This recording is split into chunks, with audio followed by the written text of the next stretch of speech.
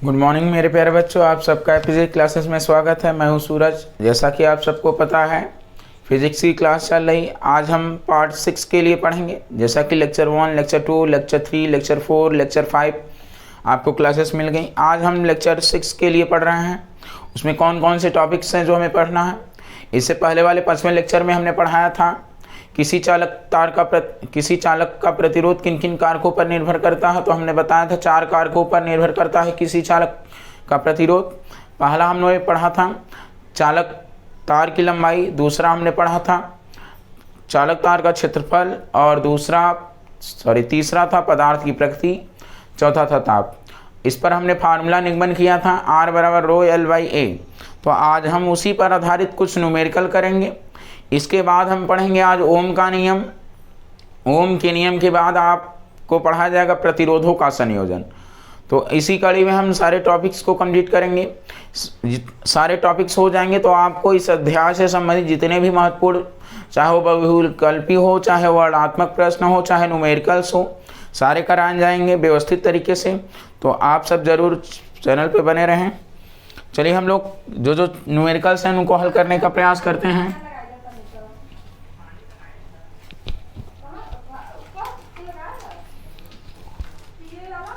देखिए प्रश्न नंबर 1 है, दिए गए पदार्थ के किसी L लंबाई तथा A मोटाई के तार का प्रतिरोध कितना ओम है? 4 ओम। तो इसी पदार्थ के किसी अन्य तार का प्रतिरोध क्या होगा जिसकी लंबाई क्या हो? L/2 हो तथा मोटाई क्या हो? 2A। जरा हम समझते हैं इस प्रश्न को। पहले वाले को, कोई पदार्थ है और उस पदार्थ की लंबाई कितना है?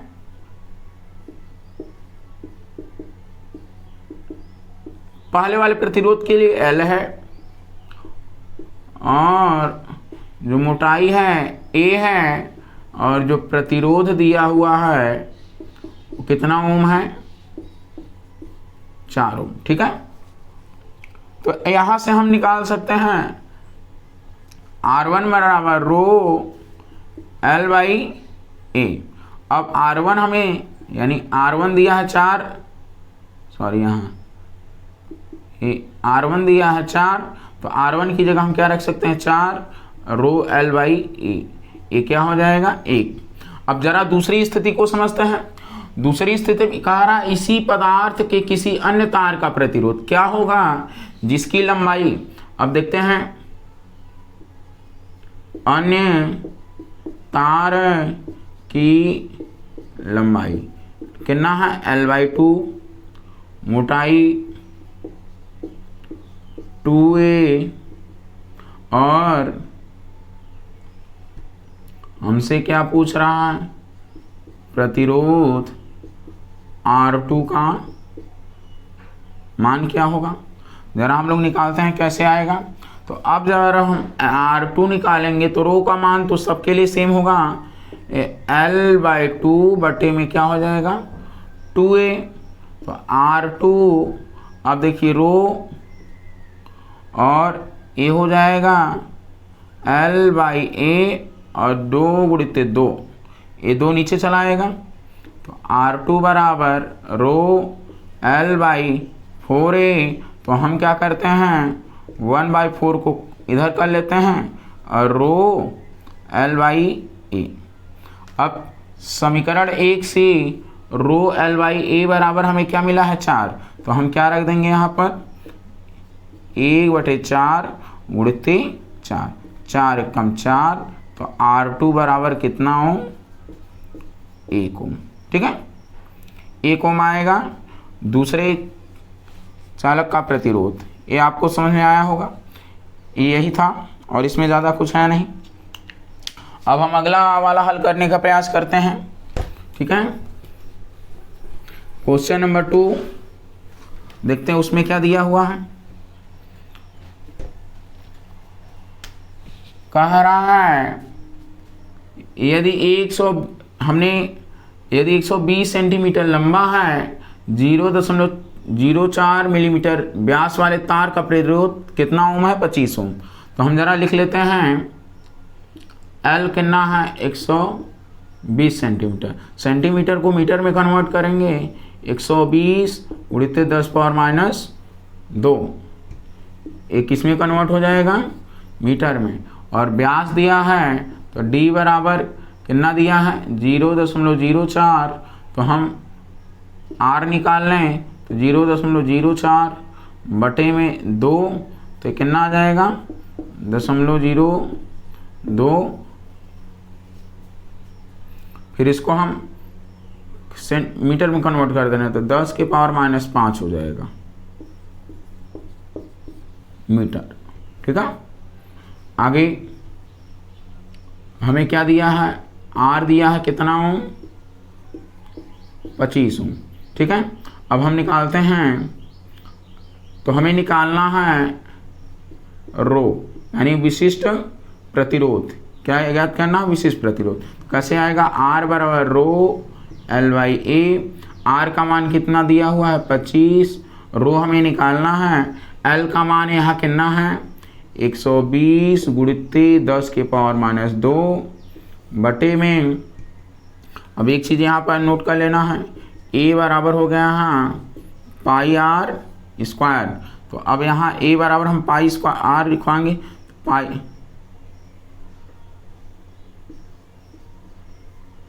Are square. ठीक है, तो अब 25 रो गुणित 120 10 के पावर माइनस 2 बटे में पाई का मान 3.14 गुणित आर का मान कितना हो जाएगा, तो ए है तो ए हो जाएगा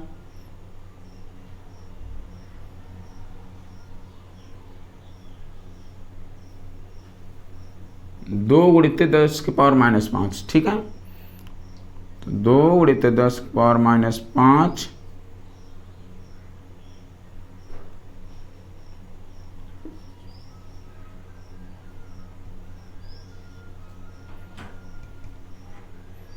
10 के पावर माइनस 5 गुणित 2 के पावर 2 गुणित 10 पावर माइनस 5। अभी आप नोट कर लीजिए ए बराबर क्या होता है पाई आर स्क्वायर। इसको हम इरेज कर दे रहे हैं, आगे हम हल करते हैं। तो ये सब इधर चले आएंगे, तो ये हो जाएगा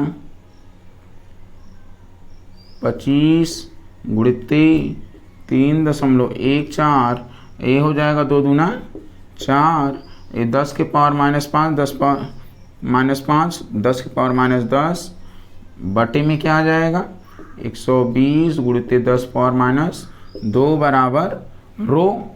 अब इसे हम काटने का प्रयास करते हैं, ये कितना हो जाएगा 100 हो जाएगा गुणित 3.14 10 के पावर माइनस 10 रो।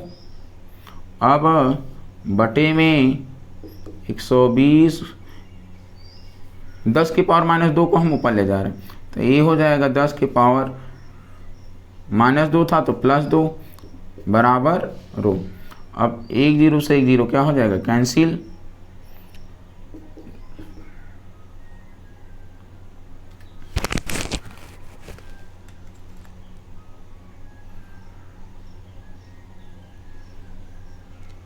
अब आगे हम हल करते हैं।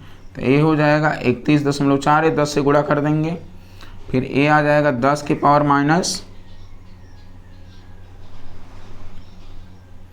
10 के पावर माइनस 8 बराबर रो बटे में 12। तो ए आ जाएगा लगभग 2.6 गुणित 10 के पावर माइनस 8 ओम मीटर रो बराबर। तो आंसर क्या होगा रो बराबर 2.6 गुणित 10 पावर माइनस ओम मीटर। ये आपको समझ में आएगा। इस तरह से सवाल आ सकते हैं, या तो हमें विशिष्ट प्रतिरोध निकालना रहेगा, या तो विशिष्ट प्रतिरोध का मान दिया रहेगा तो या तो प्रतिरोध पूछ सकता है, लंबाई पूछ सकता है, क्षेत्रफल, इस तरह से आपको निकालना रहेगा। ठीक है, आगे हम अगले टॉपिक की ओर बढ़ते हैं। अगला टॉपिक कौन सा है,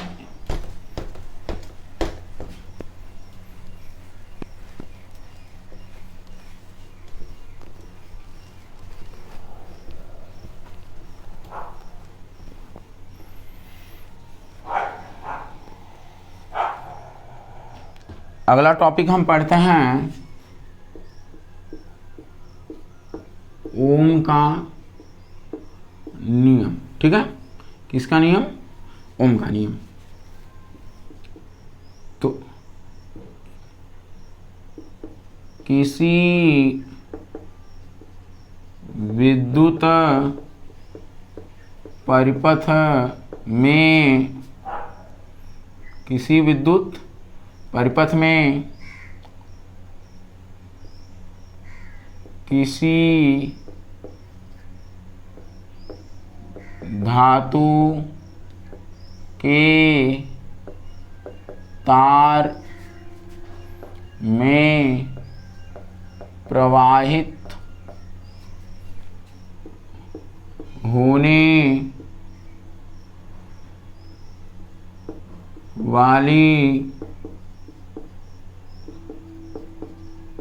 विद्युत धारा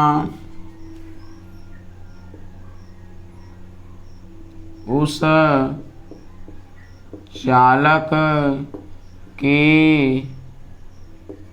सिरों के मध्य उत्पन्न विभवांतर के अनुक्रमानुपाती होती है। ठीक है, ओम का नियम क्या कहता है? किसी विद्युत परिपथ में किसी धातु के तार में प्रवाहित होने वाली विद्युत धारा उस चालक के सिरों के मध्य उत्पन्न विभवांतर की क्या होता है? अनुक्रमानुपाती, यानी V प्रोपोर्शनल I। तो V बराबर प्रोपोर्शनल का साइन हट जाएगा IR, जहाँ R एक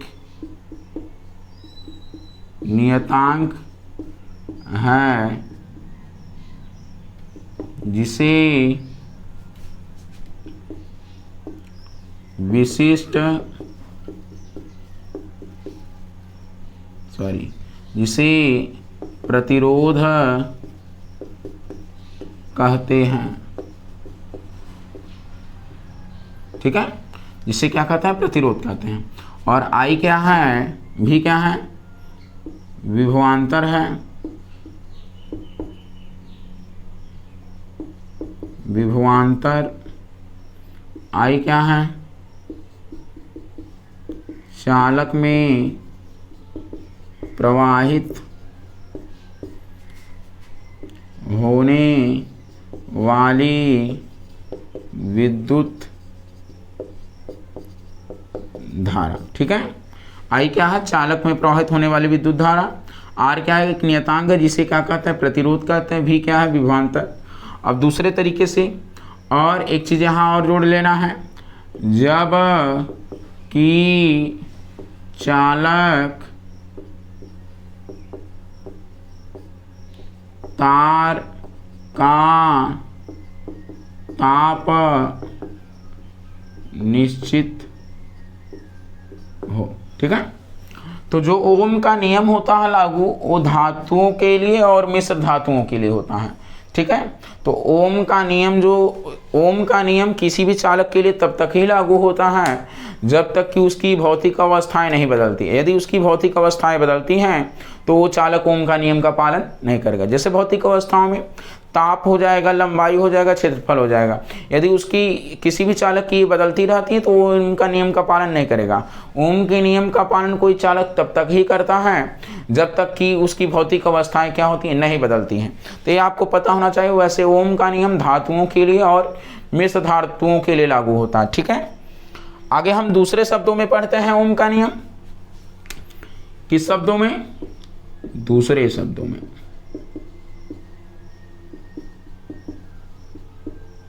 दूसरे शब्दों में कैसे? जब किसी चालक तार का ताप और भौतिक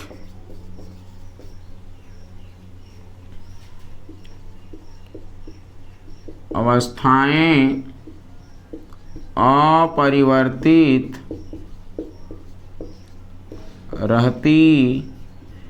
हैं तो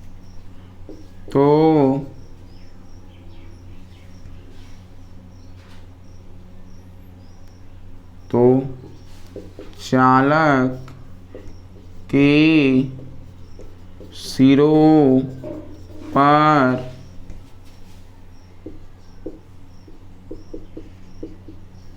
लगाए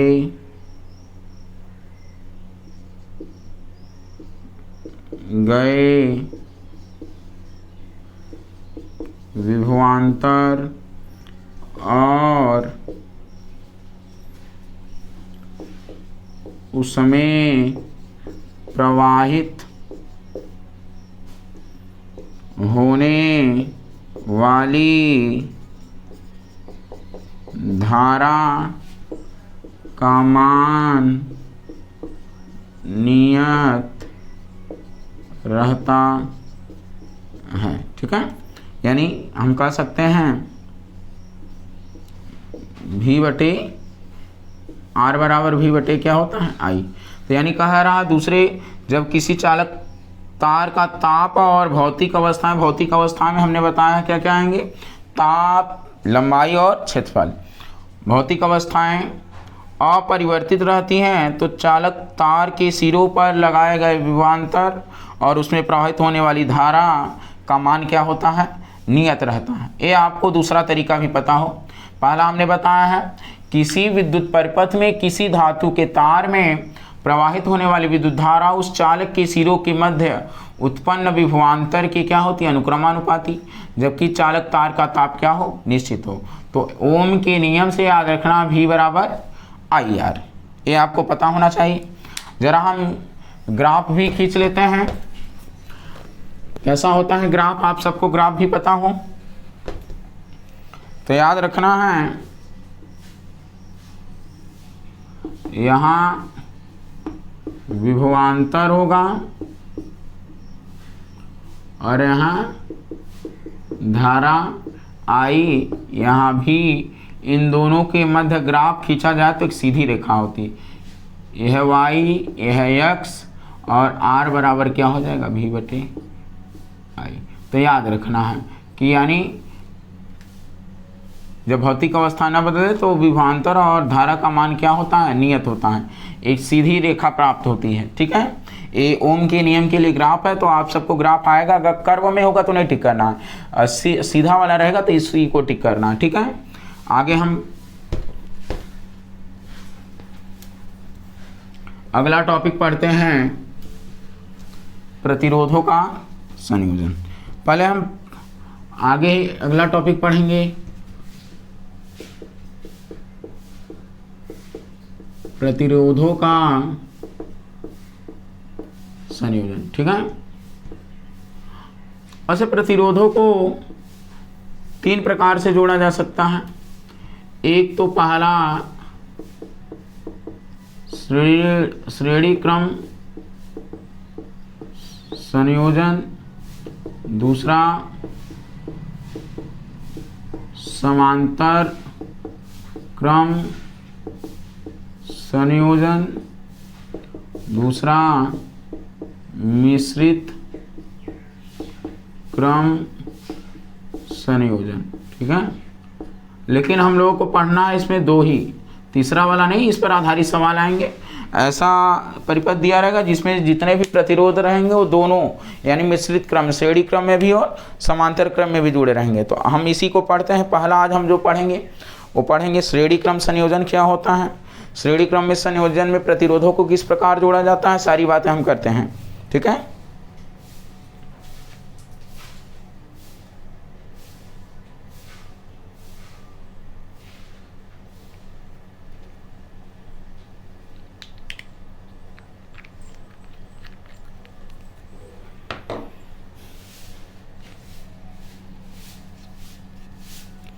आइए अब हमें कौन सा पढ़ना है, पहला वाला।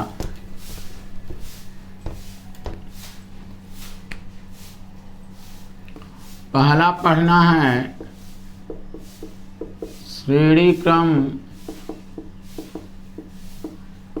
संयोजन। ठीक है, तो अब देखते हैं हम श्रेणी क्रम संयोजन में प्रतिरोधों को किस प्रकार जोड़ा जाता है। तो इस प्रकार के संयोजन में प्रतिरोधों को इस प्रकार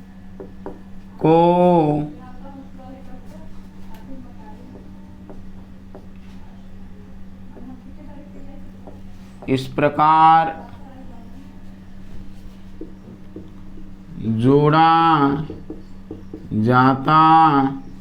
है कि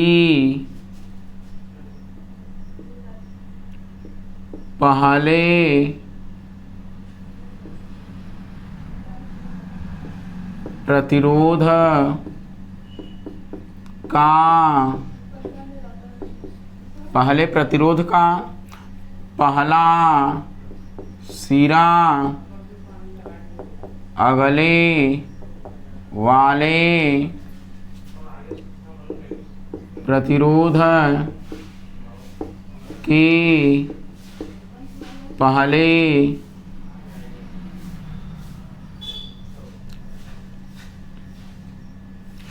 इस प्रकार के संयोजन में प्रतिरोधों को इस प्रकार जोड़ा जाता है, पहले प्रतिरोध का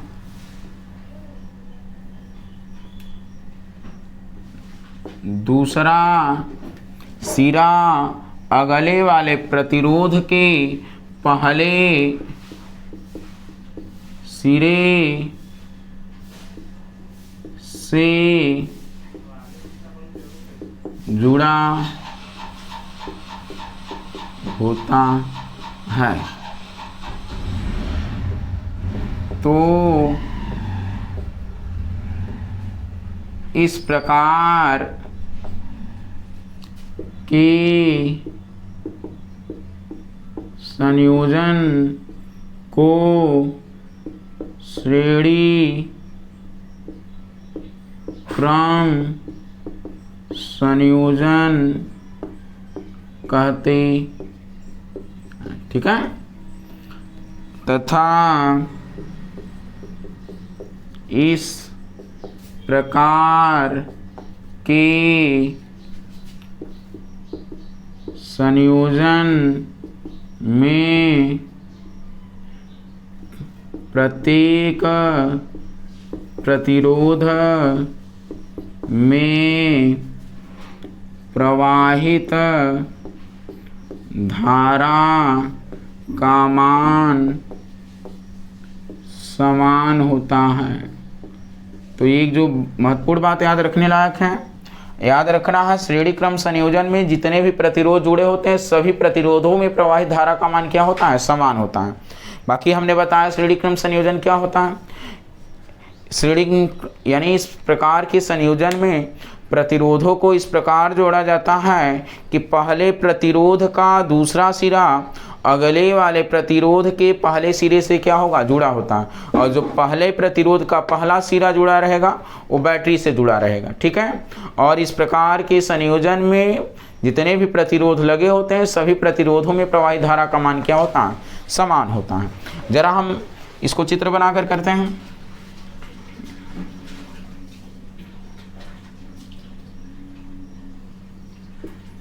यह है अमीटर,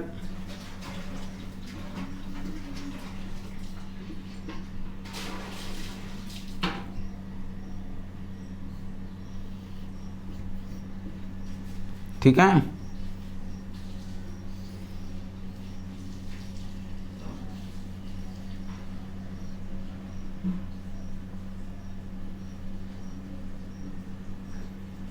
यह R1, यह R2, यह R3। ठीक है, और इसमें V1, इसमें V2, इसमें V3 प्रवाहित हो रहे। यहाँ A है, यहाँ क्या है, D है। ठीक है, ये आप लोग चित्र जरूर बना लें, इसको लिख भी लें जिससे आपको पूरी क्लियरिटी रहे, आपको इसके अलावा कुछ पढ़ने की ज़रूरत नहीं। और इस पर आधारित जितने भी न्यूमेरिकल्स होंगे सारा हम कराएंगे आपको, ठीक है। तो आप लोग इस चित्र को बना लें। आगे ये चित्र तो बना ही है, आगे हम निगमन जो करना है वो करेंगे।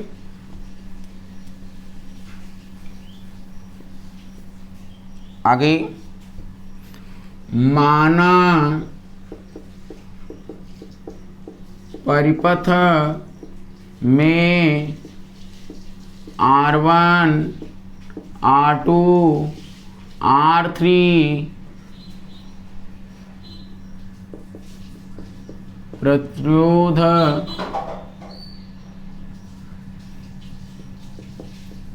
परिपथ के अनुसार श्रेणी क्रम में संयोजित, किस क्रम में संयोजित है? श्रेणी क्रम में, ठीक है। तो उनमें विभवांतर V1 V2 V3 है, ठीक है। तो प्रवाहित धारा ओम के नियम से, तो ओम के नियम से क्या हो जाएगा? यहाँ पर V1 I का मान सब में से रहेगा, तो V1 बराबर IR1 समीकरण नंबर 1। इसी प्रकार V2 IR2 समीकरण नंबर 2, V3 IR3 समीकरण नंबर 3, ठीक है। इस प्रकार हो जाएगा।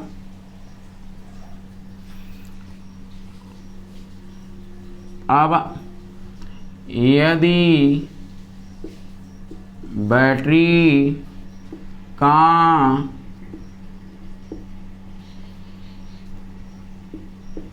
विभवांतर भी वोल्ट हो तो V बराबर V1 V2 V3 होगा। ये समीकरण नंबर 4, ठीक है। आगे हम इसको इरेज कर देते हैं, आप लोग बना लीजिएगा। यदि जैसा कि हमने A यहाँ लिखा था, D यहाँ लिखा था, यदि A व D के मध्य तुल्य प्रतिरोध R हो तो ओम के नियम से, ठीक है। तो ओम के नियम से क्या हो जाएगा? V बराबर IR, ये 5, ठीक है। अब हम क्या करेंगे? 1 2 3 और 5 का मान हम समीकरण 4 में रखेंगे। तो लिखना है समीकरण 1 2 और 3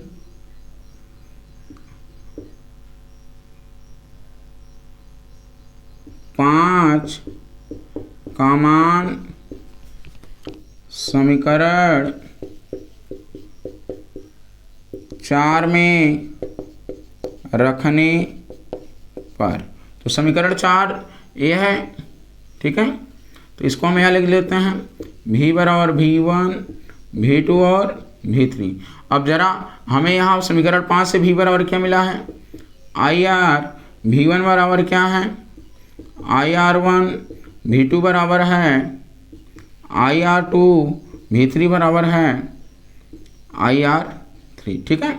अब देखते हैं जरा I सब में कॉमन है, तो I को यहाँ से कॉमन निकाल लेंगे, R1 R2 और R3। तो I से I क्या हो जाएगा? कैंसिल, यानी R बराबर R1 R2 और R3। यदि कोई परिपथ दिया हो और परिपथ में जो प्रतिरोध हो श्रेणी क्रम में संयोजित हो, तो अगर पूछे परिपथ का तुल्य प्रतिरोध ज्ञात कीजिए, तो हम कौन सा फार्मूला लगाएंगे? R बराबर R1 R2 और R3। और जो एक बात और याद रखना है, श्रेणी क्रम संयोजन में प्रत्येक प्रतिरोध में प्रवाहित धारा का मान क्या होता है, समान होता है। इतनी बातें आपको याद रखना। और जैसे आप लोग झालर देखे होंगे तो झालर में जो उसमें बल्ब लगे होते हैं वो सब श्रेणी क्रम में संयोजित होते हैं। बाकी आज यहीं तक हम लोग पढ़ते हैं। बाकी इस पर आधारित कल हम न्यूमेरिकल्स कराएंगे। न्यूमेरिकल्स होने के बाद आपको अगला वाला संयोजन बताया जाएगा, समांतर क्रम संयोजन। इसके बाद इस अध्याय के जितने भी टॉपिक्स हैं समाप्त हो जाएंगे। फिर इस पर आधारित जितने भी प्रश्न हो सकते हैं, बहुविकल्पी, वर्णात्मक, यानी न्यूमेरिकल्स जितने भी होंगे सारे कराए जाएंगे। तो आप सबका स्वागत, आप सबको नमस्कार, आप सबको